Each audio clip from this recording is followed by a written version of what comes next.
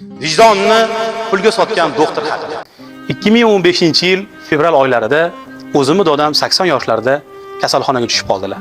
Navbat bilan o'g'illar, nevaralar galma-galdan shifoxonada qoladigan bo'ldik. Kunlarning birida o'zimga ham navbat keldi. Kechasi soat 3. O'rtancha amakim bilan o'tiramiz. Doktor chaqiryapti ishdi. Yugurib bordik. Doktor mana bu dorilarni olib kelib bergan deb bir varoq to'la dori ro'yxatini berdi. Dorixonaga kirib, dorilarni olayotganimda yonimdan tanish ovoz keldi. Assalomu alaykum. Bizning ishlar nima bo'lyapti dedi. Ichkaridan dorixonaning xo'jayini chiqib, "Va alaykum assalom. Bizning har doimgidek ishimiz 5 dedi."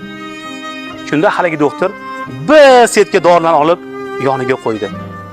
Haligi dorixona xo'jayini xursand bo'ldi-da, sekin tortmadan bir dasta pul olib qo'liga tutqazdi. Men dorilarimni olib ko'chaga chiqib ketdim. Shunda bildimki, vijdonsiz doktor bemorlarga kuni bo'yi kerak emas bo'lgan dorilarni yozib berar ekan-da, kechasi dorixona xo'jayiga olib chiqib topshirar ekan. 2 yilda ish qilar ekan. Vijdonsiz doktor vijdonini, kasbini pulga almashib olgan ekan.